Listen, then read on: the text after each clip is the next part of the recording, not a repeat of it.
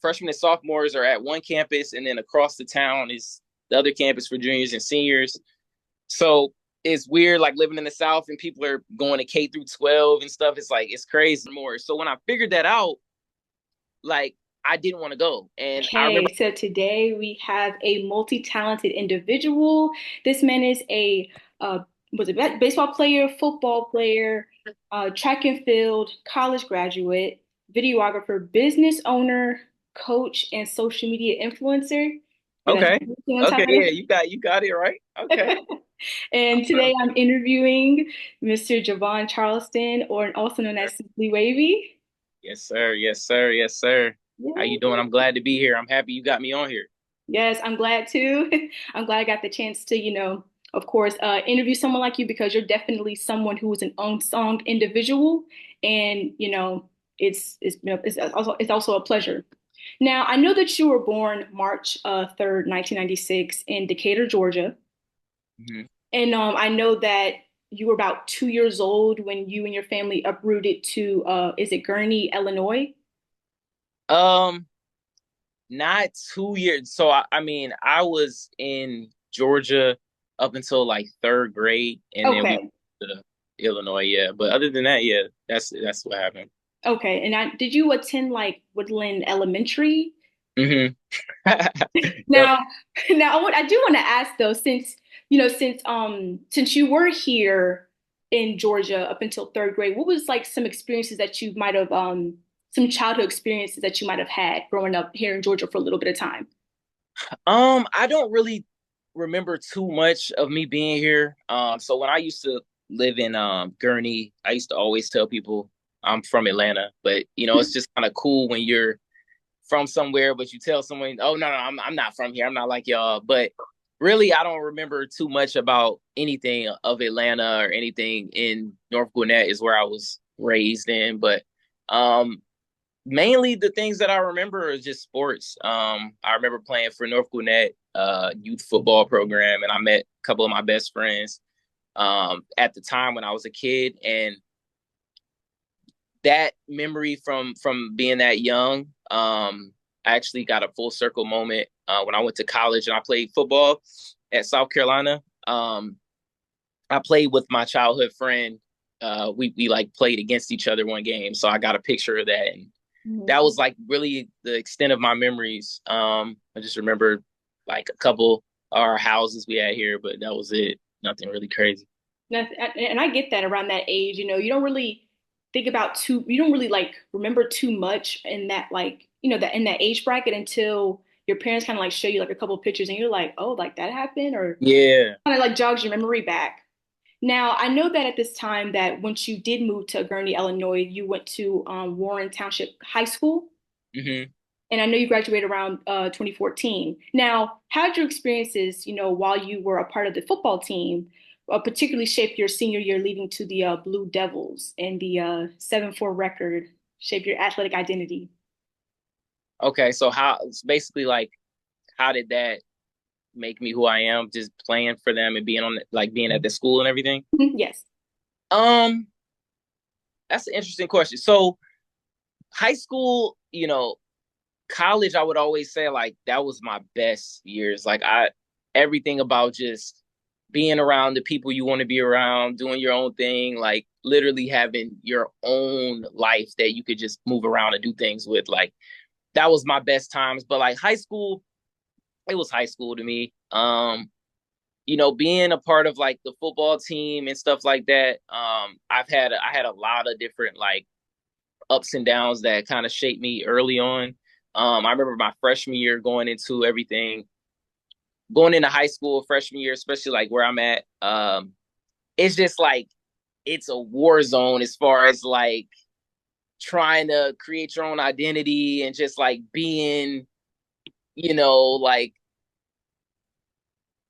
I don't want to say like popular, but being like just somebody that people care about.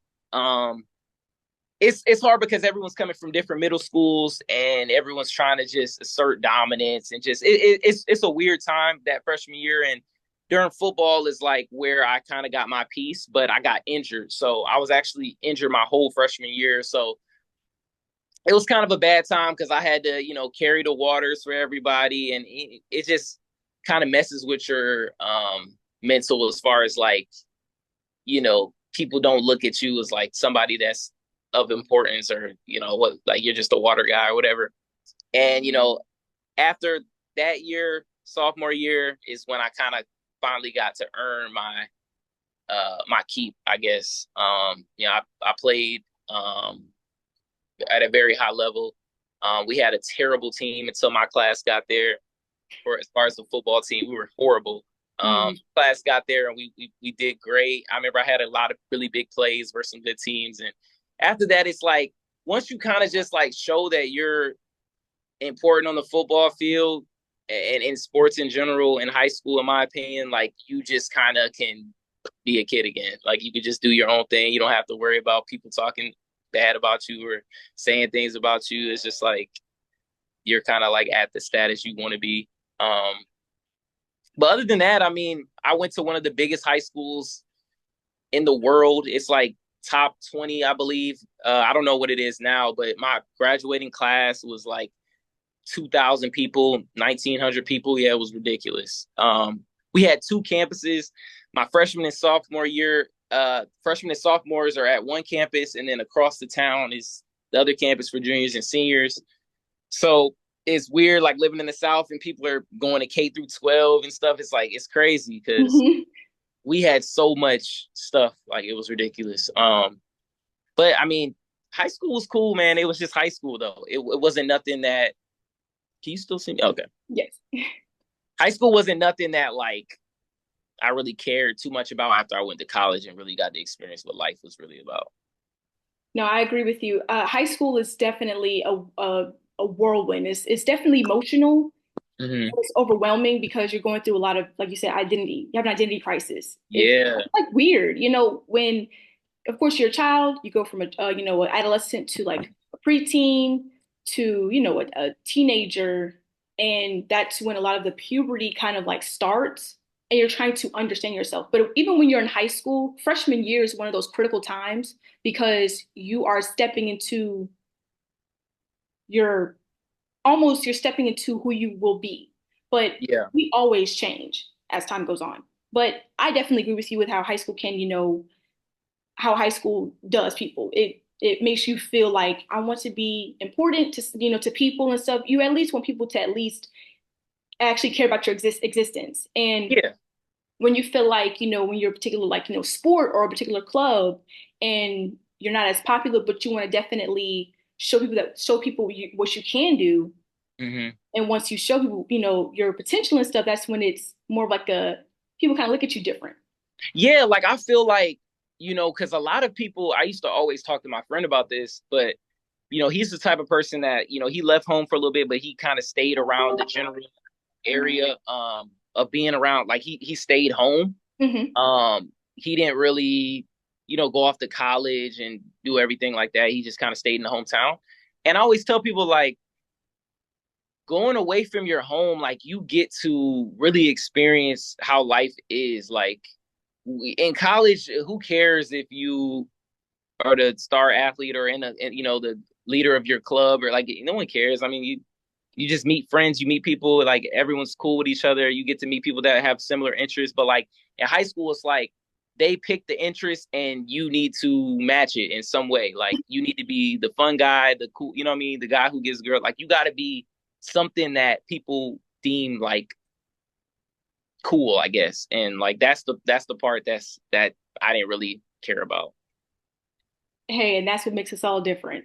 Right. We don't always have to be that one. We don't have to be Mr. and Mrs. Congenial. We can just be anybody you want to be. Because once high school ends, none of that matters. Right. Exactly.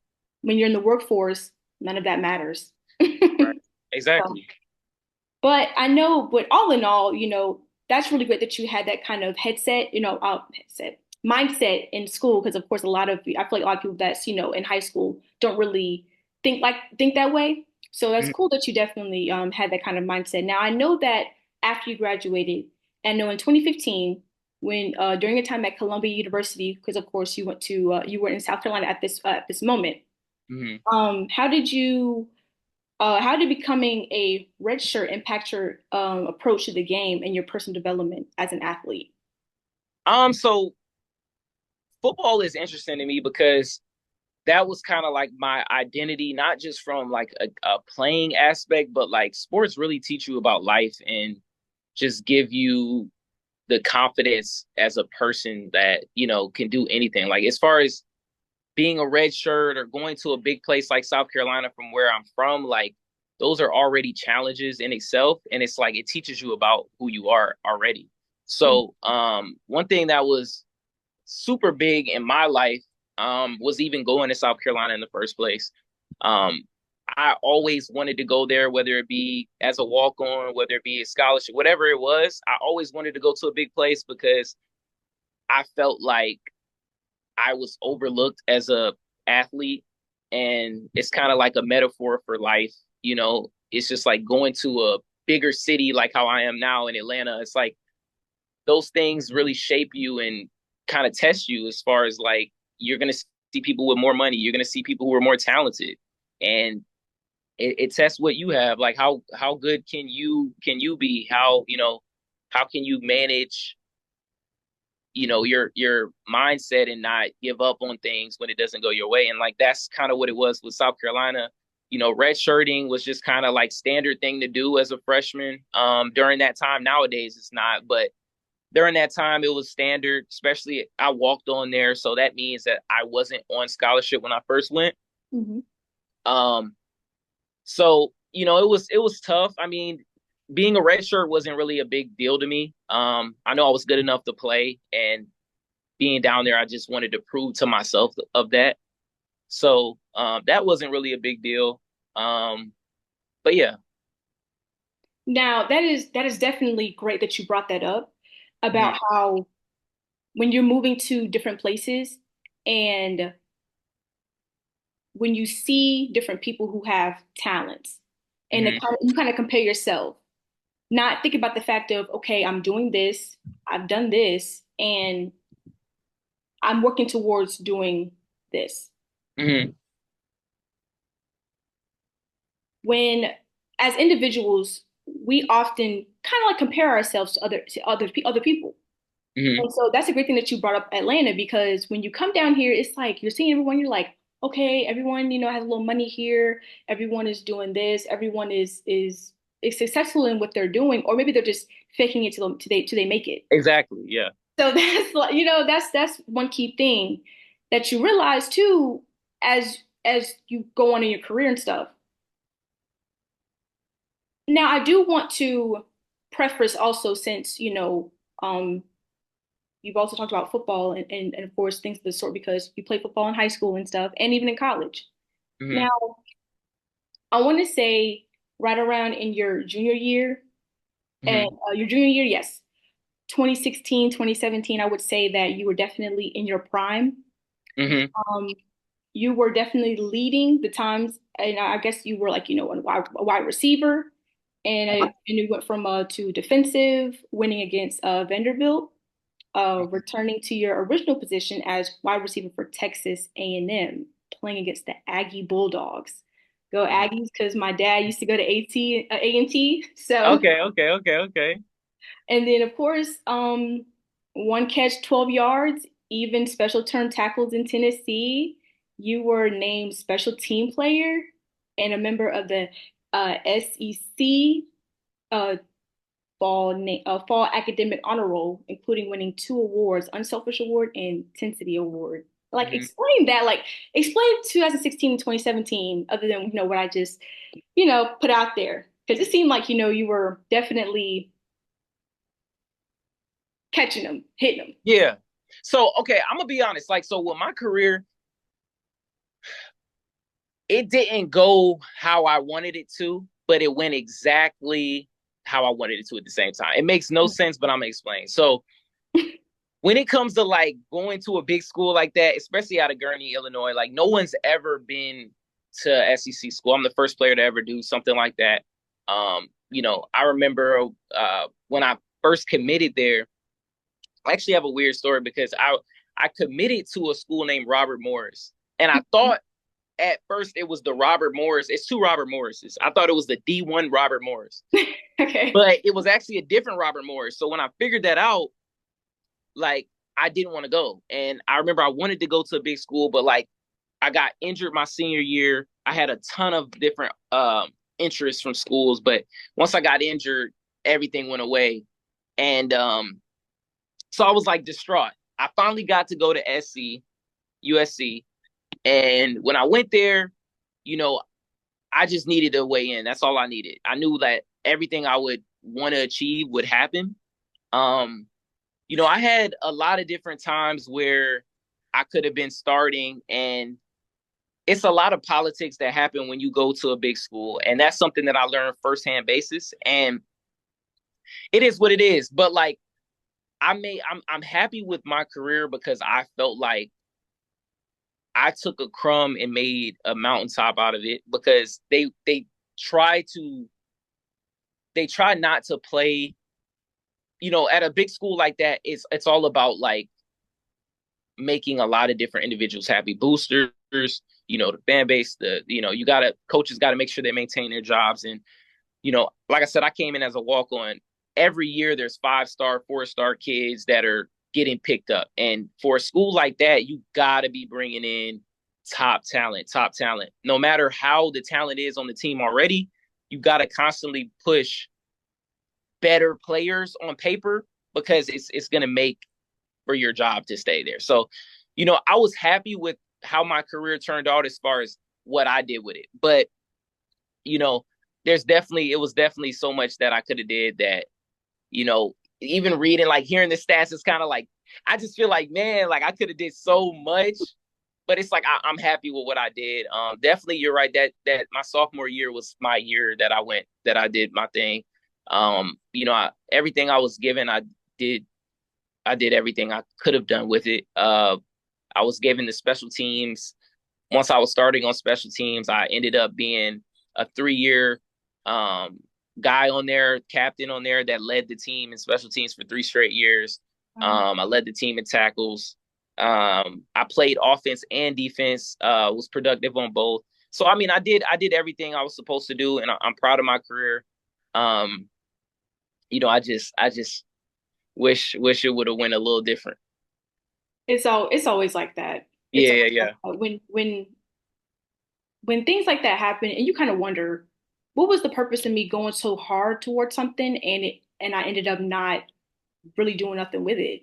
Well, You you know what? Like for me, it's not even about the end result. Like Mhm. I wanted to prove to myself that I was good enough to be there, and I proved that. So like it's like I always compare things to like relationships. I do that all the time. So it's like trying to be with somebody and you're doing everything that you can possibly do. They say they want someone that listens, someone that does this, someone that does that, and you do everything. You do everything. You're that person for that person, but they just don't choose you at the end of the day. And that's what kind of like I would equate it to. It's like you can't be mad at nothing. I'm not mad at the experience. I'm not mad at how it went. I'm not mad at anything. It's like I chose to do that. I chose to try to pursue this person, and that's how it went. And it's just like, I'm not mad about the relationship ending. It's just like that's what you wanted.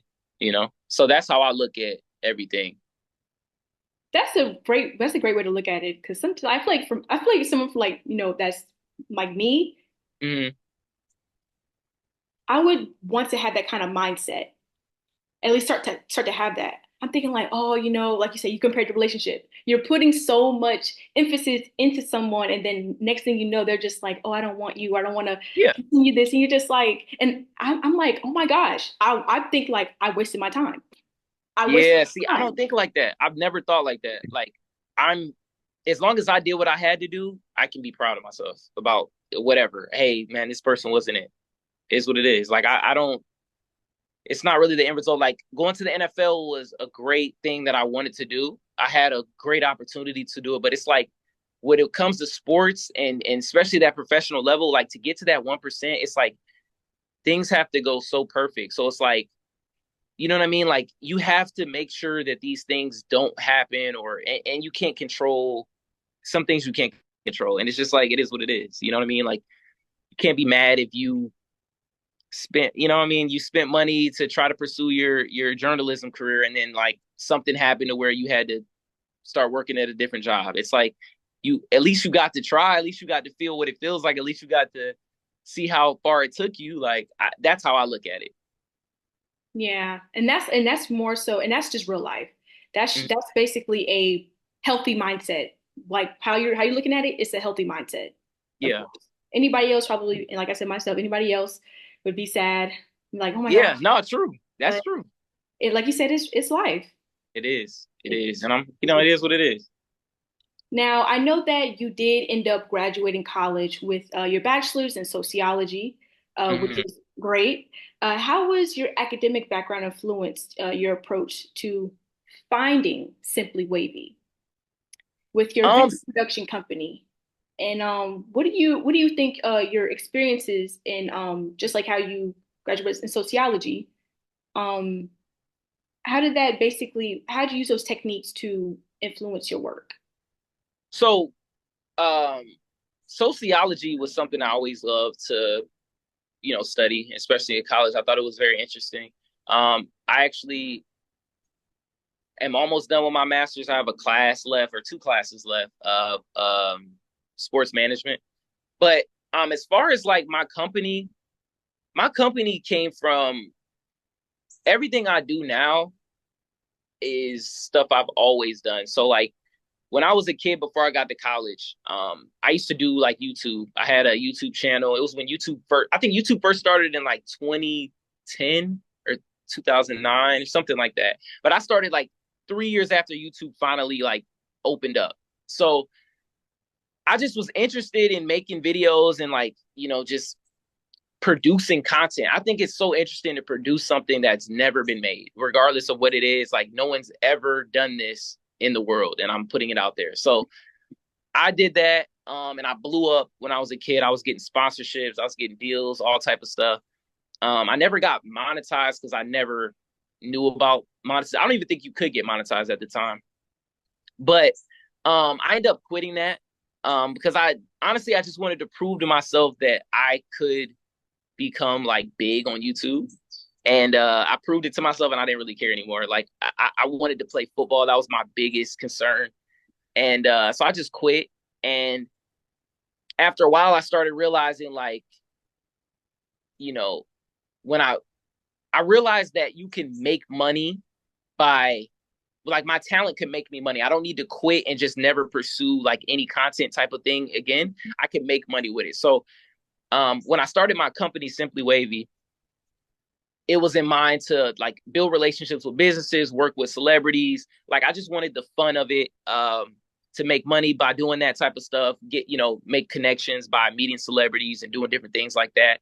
I started off just meeting a bunch of different celebrities and doing celebrity events, doing a bunch of different celebrity content, and I was happy with that. But then I started realizing, that it's not really too much money in that because a lot of celebrities want things for free. They want to overwork, and underpay, and it just wasn't. It's not all glamorous. Um, then I started working with businesses, so I started partnering with businesses, um, and different agencies and stuff like that, doing content for them and events. I mainly focused on events, but I've done everything: weddings, music videos, commercials, everything. But I mainly focused on working with businesses, working with events, because I realized how expensive it was to actually get a video made. Because I would try to get stuff done for, you know, pursuing my music career or just anything. And I realized how much it was costing me. So I'm like, man, I'm gonna buy my own camera and do it for other people. So that way I eliminate the cost for myself and create a revenue by doing it. So, but then what happened was is interesting. I went to this lawyer convention. So I had this event that I was supposed to be shooting, and I was working with this lady. I had Instagram. My following was at like 48K, and it got hacked. And I didn't really care because I wasn't getting any like money off of Instagram. So, and I was working with this lady, and she was like, "Yo, me and my partner, we live in Florida, and we want to pay you $4,000 each a month to come shoot this content for us, and can we see your page? Can we see your content? I'm like, oh yeah, let's do it. So I'm excited. I'm showing them my page, and they weren't looking at the work. They were looking at the following. So they were like, oh, you at the time, like I said, I got hacked. So I had like 30 followers. So they were like, oh, and never heard from the lady again. Like she never contacted me, nothing. Like it didn't matter about how good the work was. Like she didn't care. And after that, I immediately started back producing my own content. Like I stopped focusing on trying to get businesses and trying to build my own brand because I realized the importance, like especially the times we're in today, building your brand is like the most important thing I believe that you can do because regardless of it creates so much opportunity for you, like regardless of what avenue you're pursuing.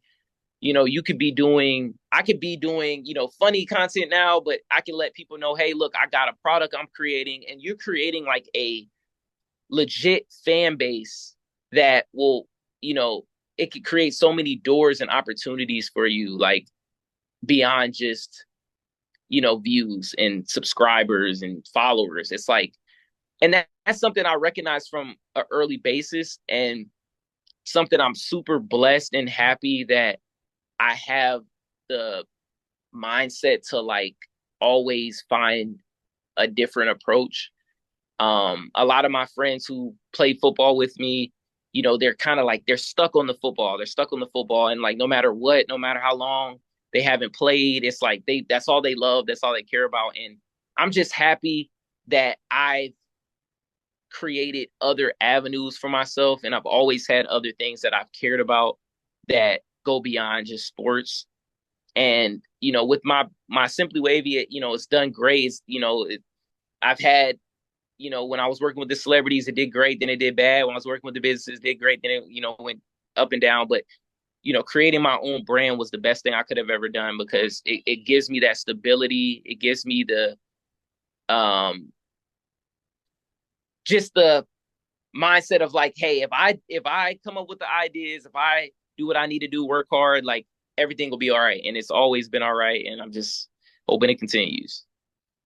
Most definitely. I like the way I like your wishful thinking, Mm-hmm. honestly, because I think that's the main issue that we run into nowadays with people is that they don't look at the work, they look at the followers. And I think Mm-hmm. that's where the problem comes in. In my opinion, there's nothing particularly wrong with, having a good following, but I feel like if you're coming for a particular service, you should look at the person's work and not Yeah. because of the fact of, oh, what do they do or how many people follow them or like, do they have more than 1,000 followers on Instagram or TikTok? Because if I'm being honest, at some point any day, social media And could end. mm-hmm. So and then we'll probably go back to a time where you have to look for someone who has experience and not just followers. Mm-hmm. That's why I think it's more important that people understand to just not look at the person's number, but look at their credentials. Look at Mm-hmm. what they've done and look at their because even when I looked at your content, even when I looked at your reviews about your production company and the people that have worked with you, they've all had positive reviews. Mm-hmm. Not because of the fact of, oh my gosh, he has X amount of followers on this page, and that's why I worked with him. No, they worked with you because you're pleasant to work with, you know what you're doing, you know your craft. Mm-hmm. So that's the one problem. But I'm glad that That you're right. That is a problem. And it's like, but I'm kind of like I focus on what reality is. Like, if reality is you got to be the prettiest in the room, I'm gonna make sure that I go get a haircut and go make sure. You know what I mean? Like, I focus on like what is the reality of the situation. Reality is you got to pass the optics. The optics are if you have a lot of following, you must be really good. So my thing is like I focused on just producing content that people like. I have a knack for finding stuff that people like to Mhm. see. And I felt like if I do that, then I can get them to look beyond what now, okay, you see the following. Now let's look at the content. Okay, cool. Now let's talk about business and talk about a partnership, talk about sponsorship. So it's like you're right. And it's a shallow mind that thinks like that, but it's like we gotta just do what we gotta do to get that get those eyeballs and get that attention. And sometimes, like you say, it is what it is. Yeah, The ball facts. rolling. Now, I know that you're given a early passion for videography. Um, why do you call yourself more of a videographer and not more of like a documentarian? Because I know that you mentioned that when you were younger, anybody that invited you like to like a birthday party or something, you would always film it. hmm So, Um, no. I mean that is true. Like, so my thing is that's interesting. I never really thought about that because I really love documentaries. That's something that I've been doing a lot. So like I've been ramping up my content. Like I have a ton of content I'm posting this month, and a lot of it revolves around documentary type style. Mm. Um, I just take a lot of pride in my work. So the documentary, I definitely understand that. I definitely got to think about that. But I just, I say videographer because, um, honestly, I don't even call myself a videographer. I Okay. don't really like now that I'm thinking about it. I don't even really call myself a videographer because that's why I created a videography company. Hmm. Um, because I feel like I'm a company. I feel like what I do is beyond me. I'm just the blueprint for what's going on. Like I eventually want to have people in place that are doing, taking over the duties that I'm doing. I don't know if I could ever just give away my baby, but the way I put out content, like it's always going to be top quality. That's something that I really take pride in because I eventually want to create a team and have a whole bunch of people that, um, create a company out of it, create a video production, just a whole, everything. I want it just to be like a network. That's my eventual goals. But um, yeah, I don't know. It's interesting. Videographer, I guess it's just an overview of what I do, but definitely, I'm definitely way deeper than that. Like I don't just make a dope highlight tape or just make a dope wedding video to make somebody cry. Like it goes deeper than that. It's definitely something that like I really want to spread a message and evoke emotion through my videos. And that's what you want, most definitely. Now, I do want to say I did discover your videos when you did the interview with Jerome McCoy Okay, okay, from Who the F Did I Marry? And yeah, when I saw the first video you did, which was about like almost was a 2.5 hour video, I was yep, very interested in how I was like, man, how was this guy able to just sit here and listen to this man live for 2 hours? literally, And I was like, that is like, that's how you know you really put your sociology degree into that interview. And I yeah, know that there were some people that might have, that had some things to say about it or whatever, or that you could have done the interview a little bit differently. But I saw from a perspective of like, at least he was, willing to sit down and listen. hmm Someone of that caliber. And I know that you also did your interview with Shamar too. yeah, yeah, yeah. Did the video, "Are You Smarter Than the Eighth Grader?" That was really interesting. I really love that video. And So the video with Jerome, so the 2 hour one yes, was meant to do like so. Everything I feel like I put out has some type of purpose. Like I know like the Shamar, like I'm trying to be comical and in ways, but it's like with the Jerome one, that first 2 hour sit down was supposed to be him just getting everything he had to get out.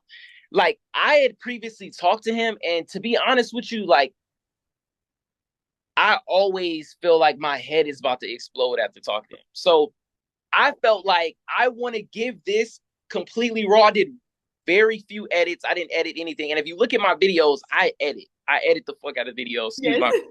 But I edit videos a lot. I make sure content is like very high quality. But that I just wanted to just hey talk, do whatever you got to do, and let's make a video out of it. And because I felt like with Risa Tisa, that whole situation, she was able to just put out her content.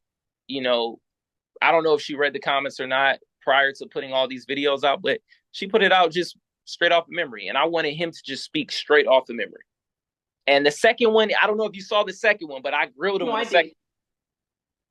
Yeah, so I tried to make sure I kind of I took the feedback of everybody, and when they say, hey man, you gotta talk to him, and I just don't.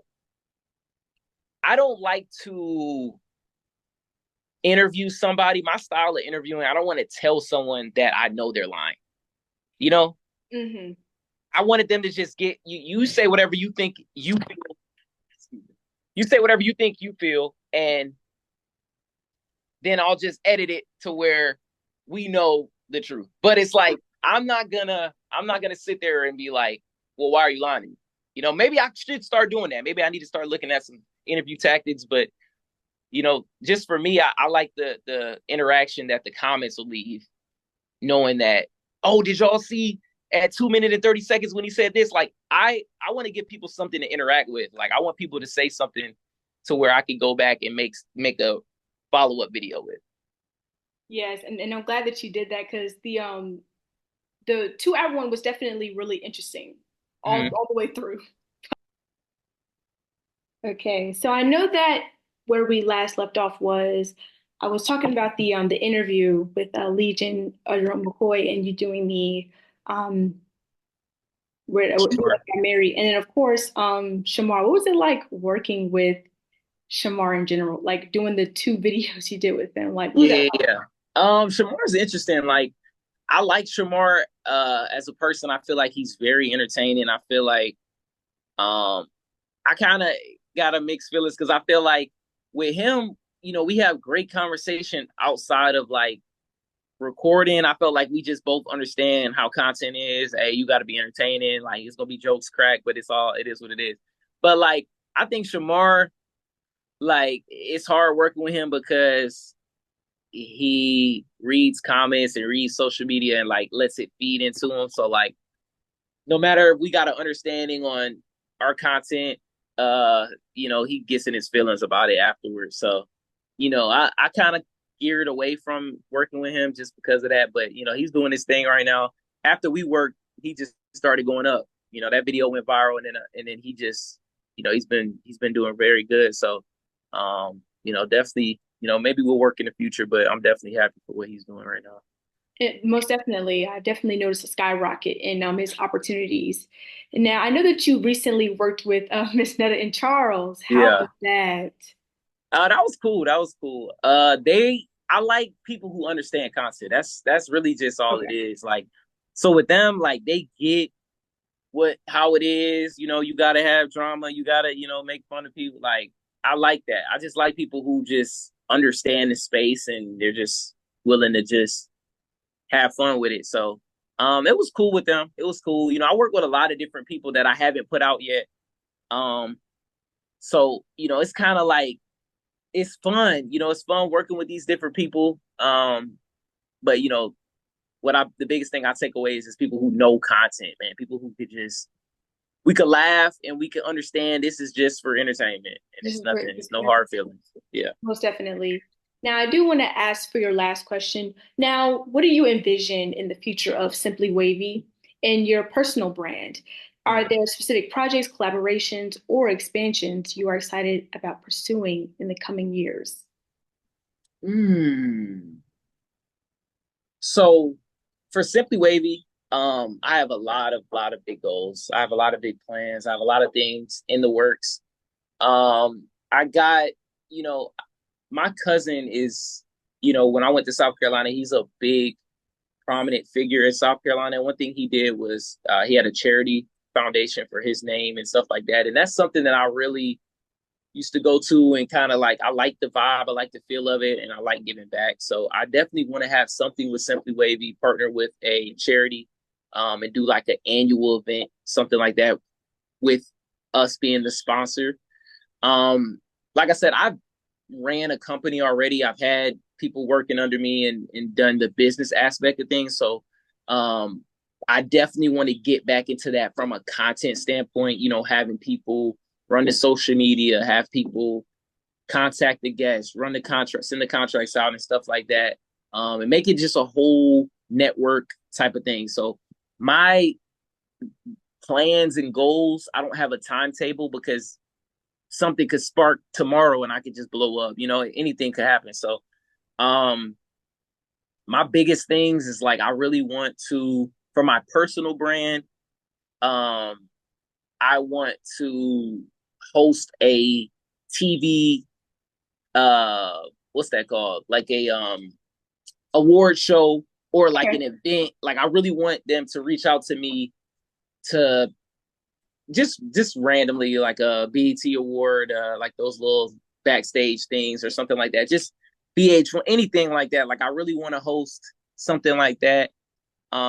That's one thing for my personal brand. For my company, man, I just want to keep expanding. I want to keep working with people. I have a big goal that I have. So I've been kind of like kind of promoting it, but not really as much. But this month I'm starting to promote it a lot. I have a Teachable, which is a program where you can kind of run a membership for people who are subscribers of you or fans of you.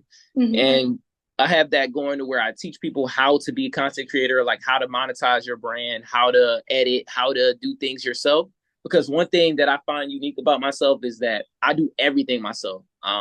From making music, like I produce my own music, I write my own everything.